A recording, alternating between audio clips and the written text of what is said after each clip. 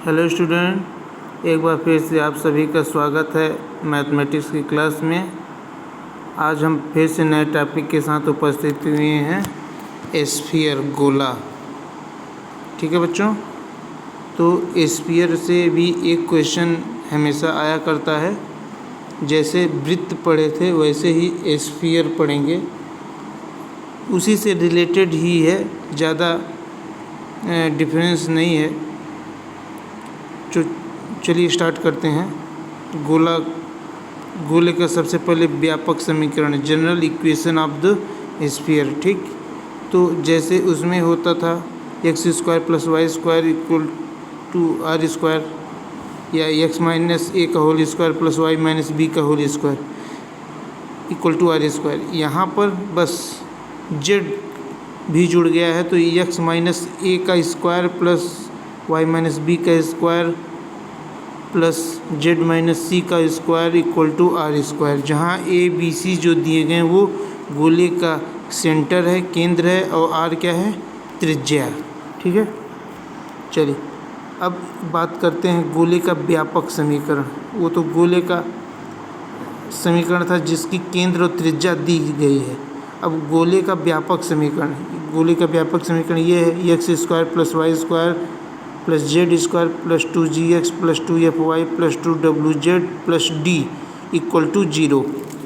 ठीक, अब यहाँ से यदि केंद्र की बात करें तो यहाँ से जो केंद्र होगा वो होगा -g - f - w, और जो त्रिज्या होगी वो होगी √g² + f² + w² - d √ के अंदर। ठीक, ये याद करने पड़ेंगे।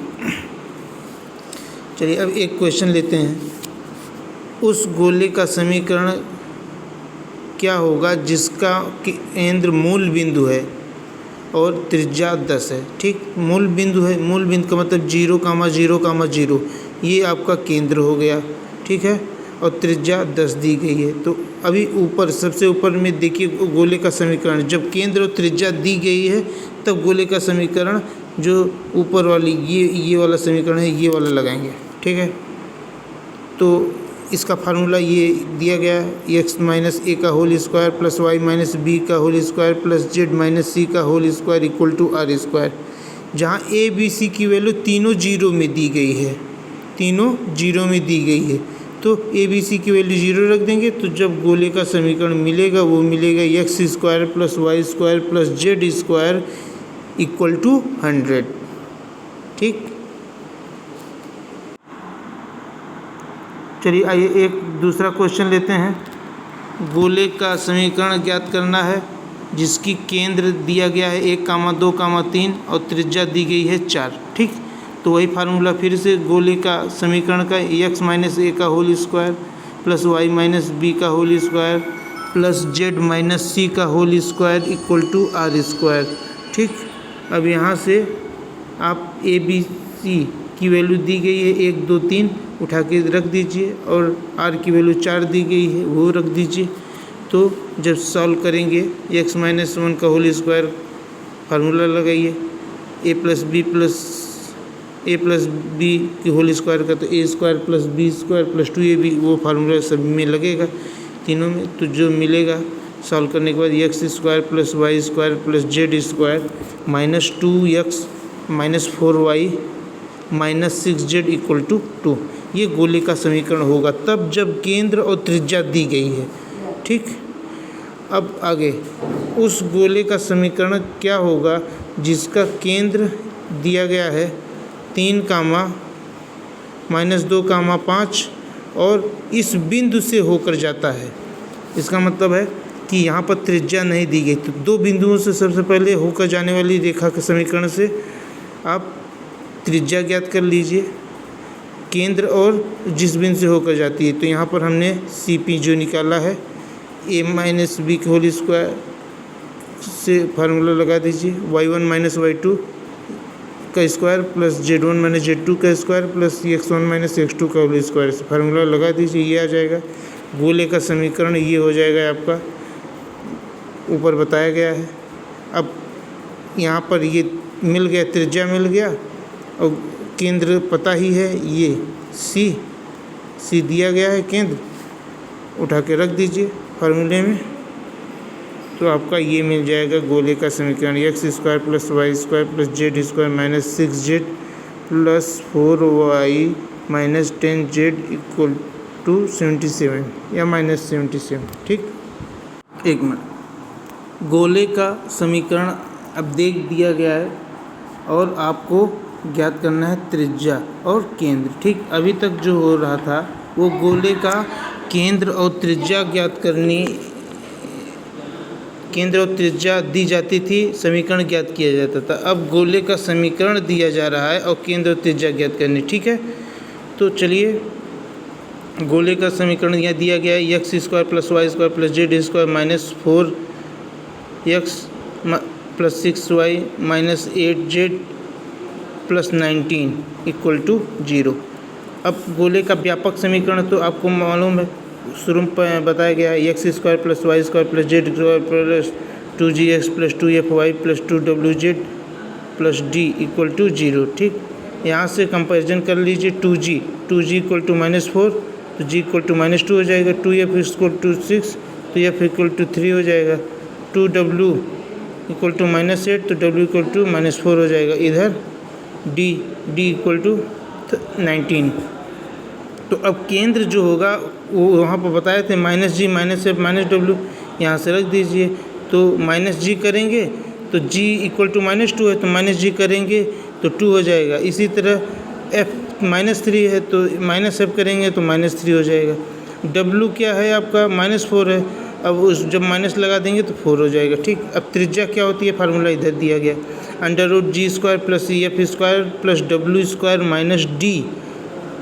तो यहाँ से g² करेंगे, वैल्यू दी गई है, g 2 है तो g² 4 हो जाएगा, f -3 है तो f² 9 हो जाएगा, w 4 है तो w² 16 हो जाएगा, माइनस 19, d की वैल्यू 19 है। अब इधर इनको ऐड कर 29 माइनस 19 तो हो जाएगा 10, ये r की वैल्यू दी गई है। ठीक है, √10। तो इस तरह से केंद्र और त्रिज्या ज्ञात हो गया। ठीक, आइए एक इक्वेशन और लेते हैं। यहाँ पर क्वेश्चन दिया गया है 2x² plus 2y² plus 2w 2z² minus 2gx 6y plus 2z plus 3 equal to 0। तो यहाँ पर भी वही केंद्र और त्रिज्या ज्ञात करनी है, लेकिन अब एक चीज़ और ध्यान देना है। यहाँ पर 2x² plus 2y² plus 2z² दिया गया, तो सबसे पहले 2 से डिवाइड करिए, क्योंकि x² y² z² का जो गुणांक होगा वो 1 होना चाहिए। ये आपका व्यापक समीकरण में दिया गया है। तो जब 2 सभी में है तो 2 से डिवाइड कर दीजिए, तो क्या हो जाएगा x² y² z²। अब यहाँ पर -2x है तो डिवाइड करेंगे 2 से तो -x हो जाएगा, 6y को डिवाइड करेंगे 2 से तो 3y हो जाएगा ये, और 2z है तो उसे 2 से डिवाइड करेंगे तो z हो जाएगा, 3 को करेंगे तो 3/2 हो जाएगा। ठीक, यहाँ से कंपैरिजन करा लेंगे, 2g इक्वल टू -1 तो g equal to -1/2, 2f equal to 3 तो f equal to 3/2, 2w equal to 1 तो w इक्वल टू 1/2 और d इक्वल टू 3/2।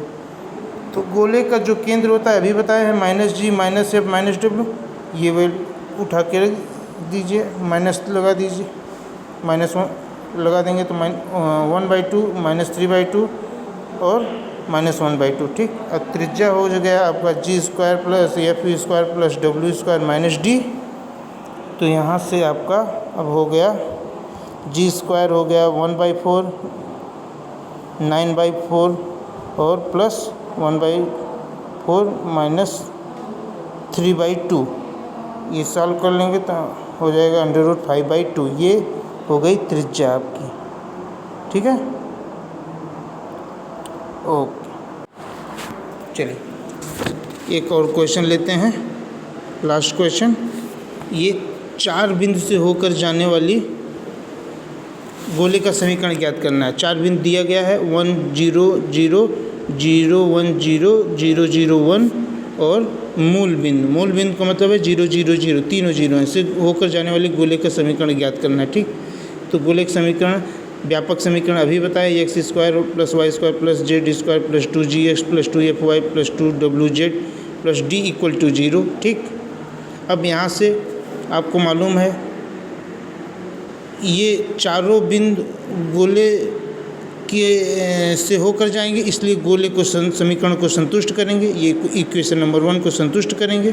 ठीक, तो सबसे पहले ये पहला वाला संतुष्ट कराते हैं, यदि तो x बराबर 1 रखेंगे तो 1 मिल जाएगा, और उसके बाद बाकी को y z 0 हो जाएंगे, y z जहाँ जहाँ 0 हो जाएंगे, प्लस d, ये 2g में 1 या यहाँ x है तो 1 हो जाएगा, और उसके बाद फिर d मिल जाएगा। ठीक, इसी तरह जब दूसरे वाले ये 0 1 0 समीकरण को संतुष्ट कराएंगे तो तीसरा इक्वेशन मिलेगा, x की वैल्यू 0 रखिए, y की वैल्यू 1 रखिए और z की वैल्यू 0 रखेंगे तो ये तीसरा इक्वेशन मिल जाएगा। और जब 0 0 1 0 0 1 रखेंगे तो ये चौथा, 0 0 1 रखेंगे तो चौथा समीकरण मिल जाएगा आपका 1 + 2 या w + d। और जब मूल बिंदु से होकर जाता है, इसका मतलब है 0 0 0, तीनों 0 रखेंगे x y z की वैल्यू, तो d इक्वल टू 0, पाँचवा समीकरण मिल जाएगा। ठीक, अब इस पाँचवें समीकरण को